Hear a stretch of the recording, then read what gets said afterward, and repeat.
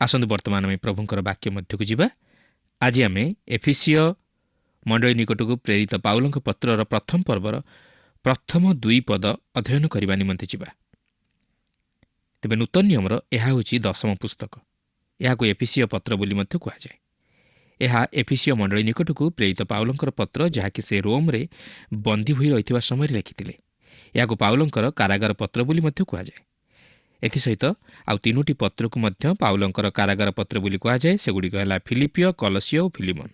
ତେବେ ଏହି ଏଫିସିୟ ପତ୍ରଟି ମଣ୍ଡଳୀକୁ ଉପସ୍ଥାପିତ କରେ, ଯାହାକି ଖ୍ରୀଷ୍ଟଙ୍କ ଶରୀର। ଏହା ହେଉଛି ବାସ୍ତବ ଖ୍ରୀଷ୍ଟ ବିଶ୍ୱାସୀ ମଣ୍ଡଳୀ, ଯାହାର ମସ୍ତକ ହେଉଛନ୍ତି ଖ୍ରୀଷ୍ଟ। ଏଫିସିୟ 6 ପର୍ବର 21 ପଦ ଅନୁଯାୟୀ ଆମେ ଜାଣିବାକୁ ପାରୁ ଯେ ଏହି ପତ୍ରଟିର ବାହକ ଥିଲେ ତୁଖିକ, ଯେ କି ଏହି ପତ୍ରଟିକୁ ଆଣି ଏଫିସିୟ ମଣ୍ଡଳୀ ହସ୍ତରେ ଅର୍ପଣ କରିଥିଲେ।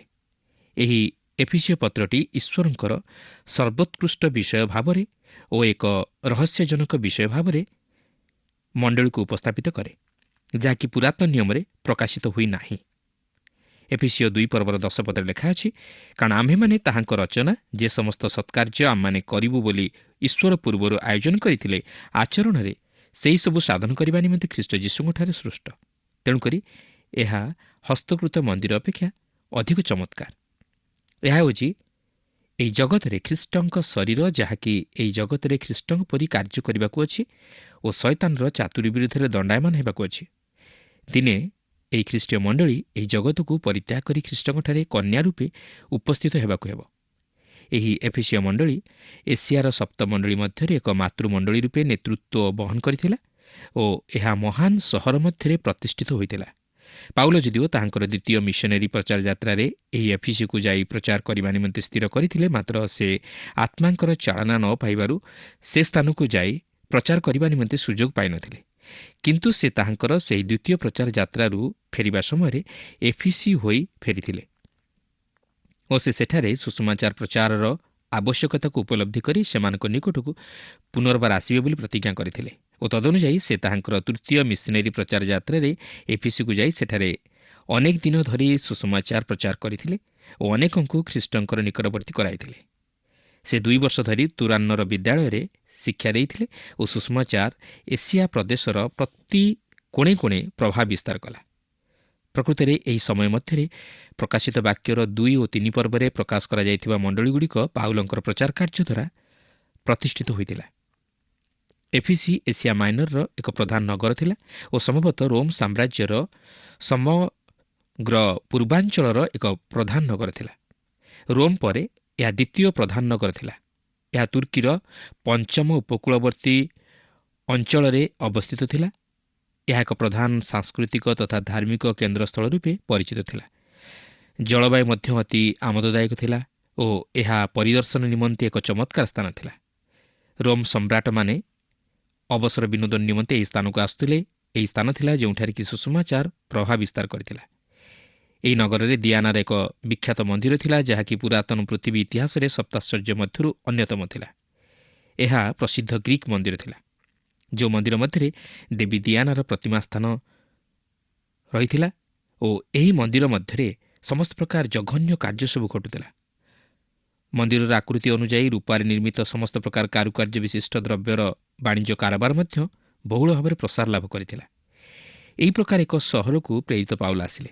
ସେ ପ୍ରଥମେ ସମାଜଗୃହ ମଧ୍ୟକୁ ଯାଇ ସେଠାରେ 3 ମାସ ଧରି ବାକ୍ୟ ପ୍ରଚାର କଲେ ଓ ଏହାପରେ ସେ ସେହି ତୁରାନ୍ନର ବିଦ୍ୟାଳୟକୁ ଯାଇ ସେଠାରେ 2 ବର୍ଷ ଧରି ପ୍ରଚାର କଲେ, ଯେପରି ସେହି ଏସିଆରେ ଥିବା ଉଭୟ ଜିହୁଦୀ ଓ ଗ୍ରୀକ୍ ଲୋକମାନେ ପ୍ରଭୁଙ୍କର ବାକ୍ୟ ଶୁଣନ୍ତି, ଯାହାକି ପ୍ରେରିତ 19 ପର୍ବର 10 ପଦରେ ଲେଖା ଅଛି।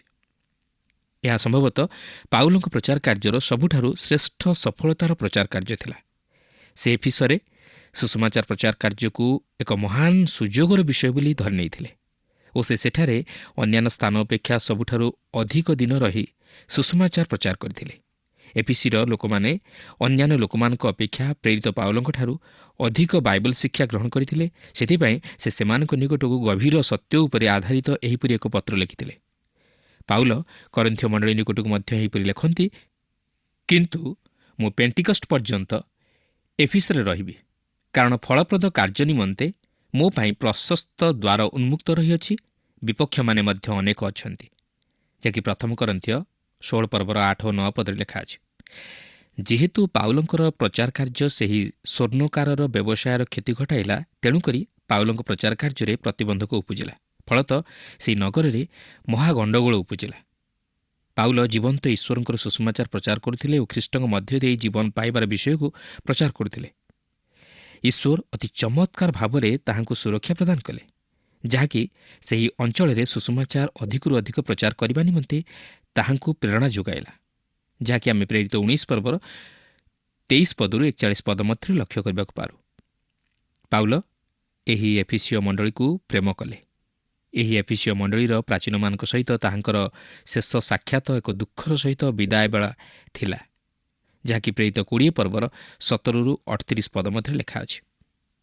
ପାଉଲଙ୍କ ପ୍ରଚାର ଦ୍ୱାରା ଅନେକ ଲୋକ ଖ୍ରୀଷ୍ଟଙ୍କ ପ୍ରତି ଫେରିଲେ ଓ ଖ୍ରୀଷ୍ଟ ବିଶ୍ୱାସୀରେ ପରିଣତ ହୋଇ ମଣ୍ଡଳୀ ସହିତ ସଂଯୁକ୍ତ ହେଲେ। ଏଫିସିୟ ମଣ୍ଡଳୀ ଆତ୍ମିକ ଭାବରେ ସବୁଠାରୁ ଉଚ୍ଚତର ସୋପାନରେ ପହଞ୍ଚିଥିଲା। ଏକ ଆଶ୍ଚର୍ଯ୍ୟର ବିଷୟ ହେଉଛି, ସେହି ସହରରେ ଥିବା ଲୋକମାନେ ଏହି ପତ୍ରଟିକୁ ବୁଝିପାରିଥିଲେ। ଯଦି ସେମାନେ ତାହା ବୁଝିବାକୁ ସମର୍ଥ ହୋଇନଥାନ୍ତେ, ତାହେଲେ ପାଉଲ ସେମାନଙ୍କ ନିକଟକୁ ଏହିପରି ପତ୍ର ଲେଖିନଥାନ୍ତେ। ଆହୁରି ମଧ୍ୟ ଆମେ ପ୍ରକାଶିତ ବାକ୍ୟରେ ଦେଖୁ ଯେ ଏସିଆର ସପ୍ତ ମଣ୍ଡଳୀ ମଧ୍ୟରେ ଏଫିସିୟ ମଣ୍ଡଳୀ ପ୍ରଥମରେ ସ୍ଥାନ ପାଇଅଛି, ଯେଉଁଠାରେ କି ଆମମାନେ ମଣ୍ଡଳୀର ପୂରାପୂରି ଏକ ଇତିହାସ ପାଇବାକୁ ପାରୁ। ଏଫିସିୟ ମଣ୍ଡଳୀ ଏକ ଉତ୍ତମ ମଣ୍ଡଳୀ ଥିଲା ଓ ଏହା ଆତ୍ମିକ ସ୍ତରରେ ମଧ୍ୟ ଯଥେଷ୍ଟ ଉଚ୍ଚରେ ସ୍ଥାନ ପାଇଥିଲା। ଏଫିସିୟ ମଣ୍ଡଳୀର ଖ୍ରୀଷ୍ଟ ବିଶ୍ୱାସୀମାନଙ୍କ ଜୀବନରେ ଈଶ୍ୱରଙ୍କ ଆତ୍ମା ଯେଉଁପରି କାର୍ଯ୍ୟ ସାଧନ କରି ସେମାନଙ୍କୁ ଆତ୍ମିକ ଜୀବନରେ ଏକ ଉଚ୍ଚତର ସୋପାନକୁ ନେଇଯାଇଥିଲେ, ଆଜି ଆପଣଙ୍କ ଜୀବନରେ ଓ ମୋ ଜୀବନରେ ତାହା ପରିଲକ୍ଷିତ ହୁଏ ନାହିଁ। ସେମାନେ ଖ୍ରୀଷ୍ଟଙ୍କୁ ପ୍ରେମ କରି ତାହାଙ୍କର ନିକଟବର୍ତ୍ତୀ ହୋଇଥିଲେ ଓ ତାହାଙ୍କଠାରେ ବିଶ୍ୱାସରେ ଦୃଢ଼ ରହିଥିଲେ। ଏଫିସିୟ ମଣ୍ଡଳୀ ନିକଟକୁ ପ୍ରେରିତ ପାଉଲଙ୍କର ପତ୍ର ଅତି ଯଥାର୍ଥ ତଥା ଯୁକ୍ତିଯୁକ୍ତ ଥିଲା। 6ଟି ପର୍ବ ମଧ୍ୟରୁ ପ୍ରଥମ 3ଟି ପର୍ବ ମଣ୍ଡଳୀର ସ୍ୱର୍ଗୀୟ ଆହ୍ୱାନ ବିଷୟ ନେଇ ପ୍ରକାଶ କରେ ଓ ଏହା ଶାସ୍ତ୍ର ସମ୍ବଳିତ। ମାତ୍ର ଶେଷ 3ଟି ପର୍ବ ମଣ୍ଡଳୀର ଜାଗତିକ କାର୍ଯ୍ୟକଳାପ ନେଇ ପ୍ରକାଶ କରେ, ଯାହାକି ଅତି ବ୍ୟବହାରିକ। ଆପଣ ଦେଖନ୍ତୁ, ମଣ୍ଡଳୀର ଏକ ମସ୍ତକ ଅଛି। ମଣ୍ଡଳୀର ମସ୍ତକ ହେଉଛନ୍ତି ଖ୍ରୀଷ୍ଟ ଓ ସେ ସ୍ୱର୍ଗରେ ଅଛନ୍ତି। ଆମମାନେ ତାଙ୍କ ସହିତ ପରିଚିତ ହୋଇଅଛୁ। ମାତ୍ର ମଣ୍ଡଳୀର ପାଦ ଏହି ପୃଥିବୀ ମଧ୍ୟରେ ଅଛି। ତେଣୁକରି ପାଉଲ ଏଫିସିୟ 4 ପର୍ବର ପ୍ରଥମ ପଦରେ ଏହିପରି ପ୍ରକାଶ କରନ୍ତି, ଅତଏବ ପ୍ରଭୁଙ୍କ ହେତୁ ବନ୍ଦୀ ଯେ ମୁଁ ତୁମମାନଙ୍କୁ ଅନୁରୋଧ କରୁଅଛି, ତୁମେମାନେ ଯେଉଁ ଆହ୍ୱାନରେ ଆହୁତ ହୋଇଅଛ ସେଥିର ଯୋଗ୍ୟ ଆଚରଣ କର। ଅନ୍ୟ ଅର୍ଥରେ କହିବାକୁ ଗଲେ, ଖ୍ରୀଷ୍ଟ ବିଶ୍ୱାସୀମାନେ ଏହି ଜଗତରେ ଖ୍ରୀଷ୍ଟଙ୍କ ଆଦର୍ଶରେ ଅନୁପ୍ରାଣିତ ହୋଇ ସେହିପରି ଜୀବନଯାପନ କରିବା ଉଚିତ। ଆମେ ଜାଣି ରଖିବା ଉଚିତ ଯେ ପାଉଲଙ୍କ ସମୟରେ ସେହି ରୋମ୍ ସାମ୍ରାଜ୍ୟ ମଧ୍ୟରେ ଦେବପୂଜକମାନଙ୍କ ସମାଜ ମଧ୍ୟରେ ଖ୍ରୀଷ୍ଟ ବିଶ୍ୱାସୀମାନେ ଜୀବନଯାପନ କରୁଥିଲେ। ତେଣୁକରି ପାଉଲଙ୍କର ଏହି ପତ୍ରଟି କେବଳ ଈଶ୍ୱରଙ୍କ ବାକ୍ୟ ଉପରେ ଆଧାରିତ ନ ହୋଇ ବ୍ୟବହାରିକ ଜୀବନ ଉପରେ ମଧ୍ୟ ଆଧାରିତ ହୋଇଅଛି। ଅର୍ଥାତ୍ ଈଶ୍ୱରଙ୍କ ବାକ୍ୟ କେବଳ କଥାରେ ନୁହେଁ ବା ଶିକ୍ଷା କରିବାରେ ନୁହେଁ ବା ଶିକ୍ଷା ଦେବାରେ ନୁହେଁ, ମାତ୍ର ତାହାକୁ ନିଜର ବ୍ୟକ୍ତିଗତ ଜୀବନରେ କାର୍ଯ୍ୟକାରୀ କରାଇବା ଉଚିତ। ତଦନୁଯାୟୀ ଜୀବନଯାପନ କରିବା ଉଚିତ। ପ୍ରଥମ 3ଟି ପର୍ବରେ ଆମେ ଦେଖୁ ମଣ୍ଡଳୀ ହେଉଛି ଖ୍ରୀଷ୍ଟଙ୍କ ଶରୀର, ମଣ୍ଡଳୀ ହେଉଛି ମନ୍ଦିର ଓ ମଣ୍ଡଳୀ ହେଉଛି ରହସ୍ୟମୟ। ଓ ଶେଷ 3ଟି ପର୍ବରେ ବ୍ୟବହାରିକ ବିଷୟ ନେଇ ଆମେ ଦେଖୁ ଯେ ମଣ୍ଡଳୀ ହେଉଛି ଏକ ନୂତନ ମନୁଷ୍ୟ, କାରଣ ମଣ୍ଡଳୀ ଏହି ଜଗତରେ କିଛି ନୂତନ ବିଷୟ ସ୍ଥାପନ କରିବା ଉଚିତ। ମଣ୍ଡଳୀ ହେଉଛି କନ୍ୟା ସଦୃଶ, ମାତ୍ର ଏହାର ବାସ୍ତବ ସଫଳତା ସେହି ଖ୍ରୀଷ୍ଟଙ୍କ ଆଗମନ ସମୟରେ ଘଟିବ। ଶେଷରେ ମଣ୍ଡଳୀ ହେଉଛି ସୈନିକ ଓ ଏକ ଶତ୍ରୁ ରହିଅଛି, ଯାହା ସହିତ ତାହାକୁ ଯୁଦ୍ଧ କରିବାକୁ ହେବ। ଏହି ଜଗତରେ ଏକ ଯୁଦ୍ଧ ଲାଗି ରହିଅଛି। ଆମମାନଙ୍କୁ ଈଶ୍ୱରଙ୍କ ନିମନ୍ତେ ଛିଡ଼ା ହେବାକୁ ହେବ ଓ ଶୟତାନ ବିରୁଦ୍ଧରେ ଯୁଦ୍ଧ କରିବାକୁ ହେବ। ଆସନ୍ତୁ ବର୍ତ୍ତମାନ ଏଫିସିୟ ପତ୍ର ମଧ୍ୟକୁ ଯିବା। ଏହି ଏଫିସିୟ ପତ୍ରଟି ମଣ୍ଡଳୀର ସ୍ୱର୍ଗୀୟ ଆହ୍ୱାନ ବିଷୟ ନେଇ ଧର୍ମତତ୍ତ୍ୱ ବିଭାଗ ସହିତ ଆରମ୍ଭ ହୁଏ। ମଣ୍ଡଳୀ ହେଉଛି ଖ୍ରୀଷ୍ଟଙ୍କ ଶରୀର। ଈଶ୍ୱର ମଣ୍ଡଳୀର ଯୋଜନା କଲେ ଓ ପୁତ୍ର ପ୍ରଭୁ ଯୀଶୁଖ୍ରୀଷ୍ଟ ମଣ୍ଡଳୀ ନିମନ୍ତେ ମୂଲ୍ୟ ଦେଲେ। ପବିତ୍ର ଆତ୍ମା ମଣ୍ଡଳୀକୁ ସୁରକ୍ଷା ପ୍ରଦାନ କରନ୍ତି ଓ ପାଉଲ ଏଫିସିୟ ମଣ୍ଡଳୀର ଖ୍ରୀଷ୍ଟ ବିଶ୍ୱାସୀମାନଙ୍କର ଜ୍ଞାନ ଓ ଶକ୍ତି ନିମନ୍ତେ ପ୍ରାର୍ଥନା କରନ୍ତି। ଏହି ସମସ୍ତ ବିଷୟ ଆମେ ଏହି ଏଫିସିୟ ପତ୍ରର ପ୍ରଥମ ପର୍ବଟିକୁ ଅଧ୍ୟୟନ କଲେ ଜାଣିବାକୁ ପାରିବା। ତେବେ ଏଫିସିୟ ପ୍ରଥମ ପର୍ବର ପ୍ରଥମ 2 ପଦ ମଧ୍ୟରେ ଏହିପରି ଲେଖା ଅଛି, ପାଉଲ ଈଶ୍ୱରଙ୍କ ଇଚ୍ଛାରେ ଖ୍ରୀଷ୍ଟ ଯୀଶୁଙ୍କ ଜଣେ ପ୍ରେରିତ, ଏଫିସରେ ଥିବା ସାଧୁ ଓ ଖ୍ରୀଷ୍ଟ ଯୀଶୁଙ୍କଠାରେ ଥିବା ବିଶ୍ୱାସୀମାନଙ୍କ ନିକଟକୁ ଲେଖୁଅଛି। ଆମ୍ଭମାନଙ୍କ ପିତା ଈଶ୍ୱର ଓ ପ୍ରଭୁ ଯୀଶୁଖ୍ରୀଷ୍ଟଙ୍କଠାରୁ ଅନୁଗ୍ରହ ଓ ଶାନ୍ତି ତୁମମାନଙ୍କ ପ୍ରତି ହେଉ। ପାଉଲଙ୍କର ଏହି ପତ୍ରଟି ଯଦିଓ ଏଫିସିୟ ମଣ୍ଡଳୀ ନିକଟକୁ ପ୍ରେରିତ ହୋଇଥିଲା, ମାତ୍ର ଏହା ସମସ୍ତ ମଣ୍ଡଳୀ ନିମନ୍ତେ ଉଦ୍ଦିଷ୍ଟ ଥିଲା। କାରଣ ସେ ଆଞ୍ଚଳିକ ମଣ୍ଡଳୀ ନିକଟକୁ ଏହି ପତ୍ର ଲେଖିନଥିଲେ, ମାତ୍ର ସେ ସର୍ବସାଧାରଣ ମଣ୍ଡଳୀ ନିକଟକୁ ଲେଖିଥିଲେ, ଯାହାକି ବିଶ୍ୱାସୀମାନଙ୍କର ଏକ ଅଦୃଶ୍ୟ ମଣ୍ଡଳୀ ବା ଆମେ କହିପାରିବା ଏକ ବାସ୍ତବ ଆତ୍ମିକ ମଣ୍ଡଳୀ। ଏହି ପତ୍ରଟି ମଣ୍ଡଳୀମାନଙ୍କ ନିମନ୍ତେ ଏକ ପ୍ରଚାର ପତ୍ର ପରି ଥିଲା, ଯାହାକୁ କି ଲାଓଦିକିଆ ମଣ୍ଡଳୀ ନିକଟରେ ପାଠ କରିବା ନିମନ୍ତେ ପ୍ରେରିତ ପାଉଲ ଦର୍ଶାଇଥିଲେ। ପାଉଲ କହନ୍ତି, ସେ ଈଶ୍ୱରଙ୍କ ଇଚ୍ଛାରେ ଖ୍ରୀଷ୍ଟ ଯୀଶୁଙ୍କ ଜଣେ ପ୍ରେରିତ। ତେବେ ପ୍ରେରିତ ଶବ୍ଦର ଅର୍ଥ କ'ଣ?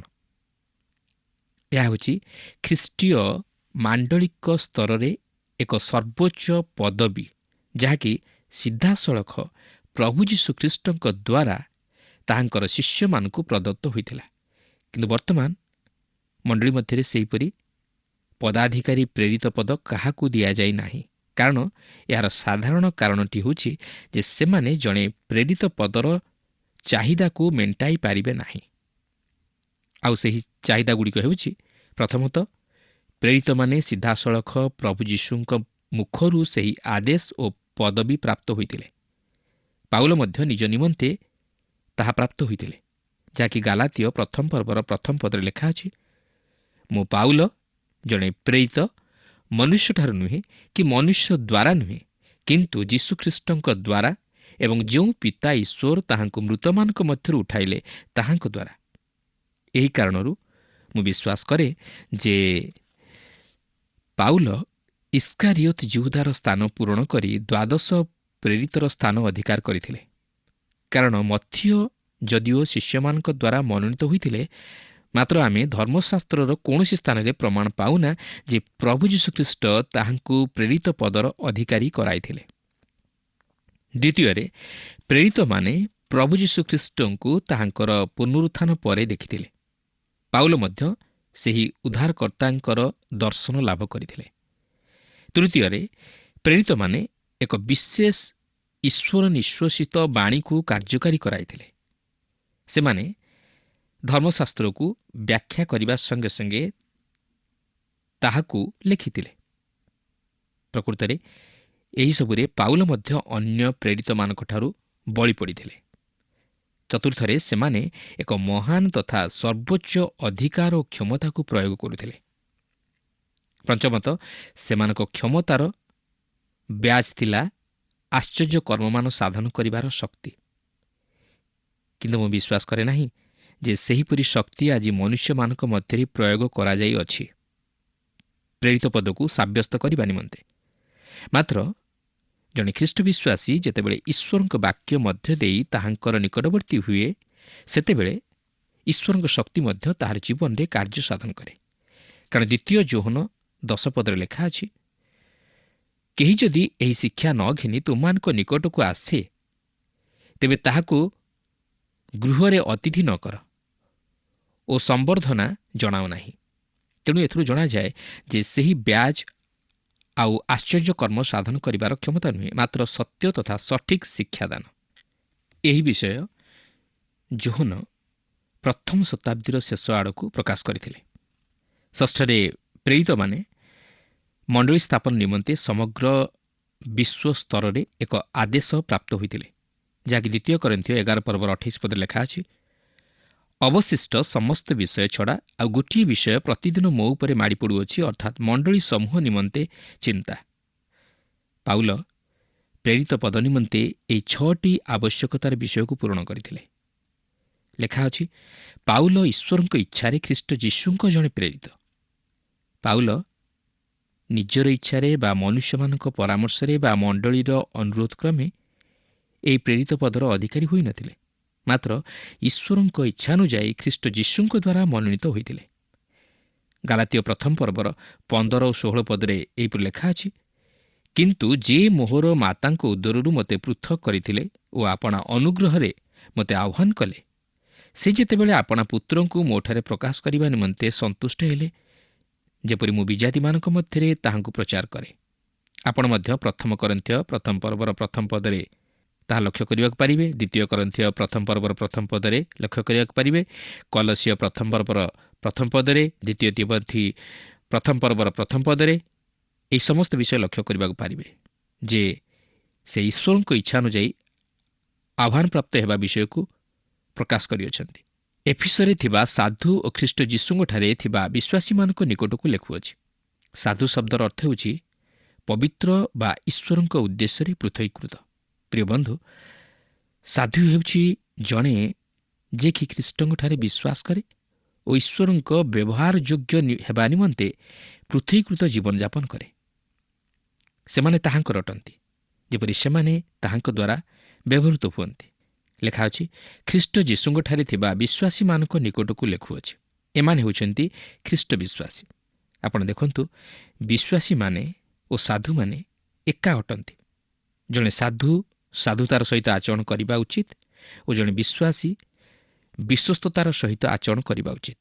ଜଣେ ଖ୍ରୀଷ୍ଟ ବିଶ୍ୱାସୀ ଯିଏକି ଖ୍ରୀଷ୍ଟଙ୍କଠାରେ ବିଶ୍ୱାସ କରେ ଓ ଜଣେ ସାଧୁ ମଧ୍ୟ ଠିକ୍ ସେହି ପ୍ରକାର ଖ୍ରୀଷ୍ଟଙ୍କଠାରେ ବିଶ୍ୱାସ କରେ।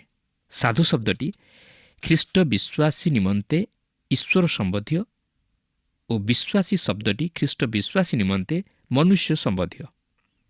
ଅନ୍ୟ ଅର୍ଥରେ କହିବାକୁ ଗଲେ ସାଧୁ ଶବ୍ଦଟି ଈଶ୍ୱରଙ୍କ ଆଡ଼କୁ ଓ ବିଶ୍ୱାସୀ ଶବ୍ଦଟି ମନୁଷ୍ୟ ଆଡ଼କୁ ପ୍ରତିଫଳିତ ହୁଏ। ଲେଖା ଅଛି, ଖ୍ରୀଷ୍ଟ ଯୀଶୁଙ୍କଠାରେ। ଏହା ଏକ ଚମତ୍କାର ବିଷୟ। ସେହି ଖ୍ରୀଷ୍ଟଙ୍କଠାରେ ଥିବା ବିଶ୍ୱାସୀ ଖ୍ରୀଷ୍ଟଙ୍କର ହୋଇଥାଏ ଓ ଖ୍ରୀଷ୍ଟଙ୍କଠାରେ ସମସ୍ତ କିଛି ପ୍ରାପ୍ତ ହୋଇଥାଏ। ସେ ଉଦ୍ଧାରପ୍ରାପ୍ତ ହୋଇଥାଏ, ପରିତ୍ରାଣପ୍ରାପ୍ତ ହୋଇଥାଏ ଓ ଈଶ୍ୱରଙ୍କ ସମସ୍ତ ଅନୁଗ୍ରହର ଅଧିକାରୀ ହୋଇଥାଏ। ସେ ଖ୍ରୀଷ୍ଟ ବିଶ୍ୱାସୀ ମଣ୍ଡଳୀର ଅନ୍ତର୍ଭୁକ୍ତ ହୋଇଥାଏ ଓ ସେ ସେହି ଅନନ୍ତ ଜୀବନର ଅଧିକାରୀ ହୋଇଥାଏ ଓ ସେ ଈଶ୍ୱରଙ୍କର ହୋଇଥାଏ। ପ୍ରିୟ ବନ୍ଧୁ, ସେହି ଖ୍ରୀଷ୍ଟଙ୍କଠାରେ ବିଶ୍ୱାସ କରି ତାଙ୍କ ସହିତ ସଂଯୁକ୍ତ ହେବା ଦ୍ୱାରା ଆମେ ପରିତ୍ରାଣର ଅଧିକାରୀ ହୋଇଥାଉ। ସେ ଆମମାନଙ୍କଠାରେ ରୁହନ୍ତି ଓ ଆମେମାନେ ତାହାଙ୍କଠାରେ ରହୁ। ବାସ୍ତବରେ ଖ୍ରୀଷ୍ଟଙ୍କଠାରେ ରହିବା କେତେ ଚମତ୍କାର ବିଷୟ। ମଣ୍ଡଳୀ ହେଉଛି ଖ୍ରୀଷ୍ଟଙ୍କ ଶରୀର ଓ ଖ୍ରୀଷ୍ଟ ହେଉଛନ୍ତି ମଣ୍ଡଳୀର ମସ୍ତକ। ଖ୍ରୀଷ୍ଟ ବିଶ୍ୱାସୀ ମଣ୍ଡଳୀ ରୂପକ ଶରୀରର ଅଂଶୀ ହୁଅନ୍ତି ଓ ଖ୍ରୀଷ୍ଟ ସେହି ଶରୀରର ମସ୍ତକ ଅଟନ୍ତି। ତେଣୁ ଖ୍ରୀଷ୍ଟ ବିଶ୍ୱାସୀ ଖ୍ରୀଷ୍ଟଙ୍କର ହିଁ ହୁଏ ଓ ଖ୍ରୀଷ୍ଟ ତାହାର ହୁଅନ୍ତି। ମସ୍ତକ ବିନା ଶରୀର ଯେପରି ପରିଚାଳିତ ହୋଇ ନପାରେ, ସେହିପରି ଖ୍ରୀଷ୍ଟଙ୍କ ବିନା ଖ୍ରୀଷ୍ଟୀୟ ମଣ୍ଡଳୀ ପରିଚାଳିତ ହୋଇ ନପାରେ। ଲେଖା ଅଛି, ଆମ୍ଭମାନଙ୍କ ପିତା ଈଶ୍ୱର ଓ ପ୍ରଭୁ ଯୀଶୁଖ୍ରୀଷ୍ଟଙ୍କଠାରୁ ଅନୁଗ୍ରହ ଓ ଶାନ୍ତି ତୁମମାନଙ୍କ ପ୍ରତି ହେଉ। ପାଉଲଙ୍କ ସମୟରେ ଏହି ଅନୁଗ୍ରହ ଶବ୍ଦଟି ବିଜାତୀୟମାନଙ୍କ ଜଗତରେ ଶୁଭେଚ୍ଛା ସ୍ୱରୂପେ ବ୍ୟବହାର କରାଯାଉଥିଲା ଓ ଶାନ୍ତି ଶବ୍ଦଟି ଧାର୍ମିକ ଜଗତରେ ଶୁଭେଚ୍ଛା ସ୍ୱରୂପେ ବ୍ୟବହାର କରାଯାଉଥିଲା। ତେଣୁ ପାଉଲ ଏହି ଦୁଇଟି ଯାକ ଶବ୍ଦକୁ ତାହାଙ୍କର ପତ୍ରରେ ଶୁଭେଚ୍ଛା ସ୍ୱରୂପେ ବ୍ୟବହାର କରି ଏହାର ବାସ୍ତବ ଅର୍ଥକୁ ରୂପାୟିତ କରିବା ସଙ୍ଗେ ସଙ୍ଗେ ତହିଁ ଉପରେ ଦୃଷ୍ଟି ଆକର୍ଷଣ କରାନ୍ତି। ଈଶ୍ୱରଙ୍କ ଅନୁଗ୍ରହ ହେଉଛି ଯାହାଦ୍ୱାରା ସେ ଆମମାନଙ୍କୁ ଉଦ୍ଧାର କରନ୍ତି। ଯଦି ଆପଣ ଈଶ୍ୱରଙ୍କ ଶାନ୍ତି ଉପଲବ୍ଧି କରିବାକୁ ଚାହାନ୍ତି, ତାହେଲେ ଆପଣଙ୍କୁ ଈଶ୍ୱରଙ୍କ ଅନୁଗ୍ରହ କ'ଣ ତାହା ଜାଣିବାକୁ ହେବ। ଅର୍ଥାତ୍ ଆପଣଙ୍କର ପାପକ୍ଷମାର ଅନୁଭୂତି ରହିବା ଆବଶ୍ୟକ। କାରଣ ଯେପର୍ଯ୍ୟନ୍ତ ଆପଣଙ୍କର ପାପ କ୍ଷମା ହୋଇନାହିଁ, ସେ ପର୍ଯ୍ୟନ୍ତ ଆପଣ ଈଶ୍ୱରଙ୍କ ଶାନ୍ତିକୁ ଉପଲବ୍ଧି କରିପାରିବେ ନାହିଁ। ମାତ୍ର ଏହି ଦୁଇଟି ଯାକ ବିଷୟ କେବଳ ପିତା ଈଶ୍ୱର ଓ ପୁତ୍ର ପ୍ରଭୁ ଯୀଶୁଖ୍ରୀଷ୍ଟଙ୍କ ଠାରୁ ହିଁ ଆସିଥାଏ। ରୋମିଓ 5 ପର୍ବର ପ୍ରଥମ ପଦରେ ଲେଖା ଅଛି, ଅତଏବ ବିଶ୍ୱାସ ଦ୍ୱାରା ଧାର୍ମିକ ଗଣିତ ହେବାରୁ ଆମ୍ଭେମାନେ ଆମ୍ଭମାନଙ୍କ ପ୍ରଭୁ ଯୀଶୁଖ୍ରୀଷ୍ଟଙ୍କ ଦ୍ୱାରା ଈଶ୍ୱରଙ୍କ ସହିତ ଶାନ୍ତିରେ ଅଛୁ। ବାସ୍ତବରେ ଈଶ୍ୱରଙ୍କ ଅନୁଗ୍ରହ ଓ ଖ୍ରୀଷ୍ଟଙ୍କ ଶାନ୍ତି ଖ୍ରୀଷ୍ଟ ବିଶ୍ୱାସୀମାନଙ୍କ ପ୍ରତି ବର୍ତ୍ତିଥାଏ। ତେଣୁ ଆସୁ ସେହି ପ୍ରଭୁ ଯୀଶୁଖ୍ରୀଷ୍ଟଙ୍କଠାରେ ବିଶ୍ୱାସ କରି ଓ ତାହାଙ୍କ ସହ ସଂଯୁକ୍ତ ଜୀବନଯାପନ କରି ଓ ଖ୍ରୀଷ୍ଟୀୟ ମଣ୍ଡଳୀ ସହିତ ଅଂଶୀ ହୋଇ ଈଶ୍ୱରଙ୍କ ଅନୁଗ୍ରହ ଓ ଖ୍ରୀଷ୍ଟଙ୍କ ଶାନ୍ତିର ଅଧିକାରୀ ହେଉ। ତା ନହେଲେ ଆମମାନେ କେବେ ହେଲେ ଏହି ଜଗତରେ ଶାନ୍ତି ଓ ଆନନ୍ଦ ଅନୁଭବ କରିପାରିବା ନାହିଁ।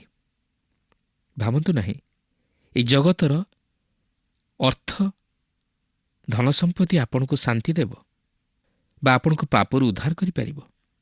ଏହି ଜଗତର ବିଷୟ ଆମମାନଙ୍କୁ କେବେ ହେଲେ ବାସ୍ତବ ଶାନ୍ତି ଓ ଆନନ୍ଦ ଦେଇପାରେ ନା।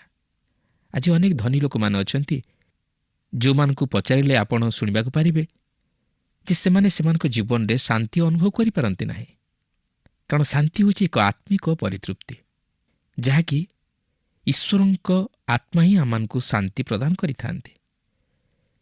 ସେଥିପାଇଁ ପ୍ରଭୁ ଯୀଶୁ କହନ୍ତି, ମୁଁ ତୁମମାନଙ୍କୁ ମୋର ଶାନ୍ତି ଦାନ କରିଯାଉଅଛି, ମୋର ନିଜର ଶାନ୍ତି ତୁମମାନଙ୍କୁ ଦାନ କରୁଅଛି। ପ୍ରିୟ ବନ୍ଧୁ, ଆଜି ଯଦି ଆମେ ଏହି ଜଗତରେ ସେହି ଶାନ୍ତି, ଆନନ୍ଦ ଆଉ ତୃପ୍ତିକୁ ଅନୁଭବ କରିବା ପାଇଁ ଚାହୁଁ, ତାହେଲେ ସେହି ପ୍ରଭୁ ଯୀଶୁଖ୍ରୀଷ୍ଟ ହିଁ ଆମମାନଙ୍କୁ ଶାନ୍ତି ଦେଇପାରିବେ। କାରଣ ଯେପର୍ଯ୍ୟନ୍ତ ଆମେ ଆମ ଜୀବନରେ ପାପକୁ ସାଇତି ରଖିଥିବା, ସେ ପର୍ଯ୍ୟନ୍ତ ଆମମାନେ କେବେ ହେଲେ ନିଜ ଜୀବନରେ ଶାନ୍ତି ଆନନ୍ଦକୁ ଅନୁଭବ କରିପାରିବା ନାହିଁ। ପ୍ରଭୁ ଆମମାନଙ୍କୁ ସାହାଯ୍ୟ କରନ୍ତୁ, ଯେପରି ଆମମାନେ ଆମମାନଙ୍କର ପାପମୟ ଜୀବନରୁ ଫେରି ପ୍ରଭୁ ଯୀଶୁଖ୍ରୀଷ୍ଟଙ୍କଠାରେ ତାହା ସ୍ୱୀକାର କରି କ୍ଷମାପ୍ରାପ୍ତ ହୋଇ ଜୀବନରେ ସେହି ଶାନ୍ତି ଓ ଆନନ୍ଦକୁ ଅନୁଭବ କରୁ। ପ୍ରଭୁ ପ୍ରତ୍ୟେକଙ୍କୁ ଏହି ସଂକ୍ଷିପ୍ତ ଆଲୋଚନା ମଧ୍ୟ ଦେଇ ଆଶୀର୍ବାଦ କରନ୍ତୁ।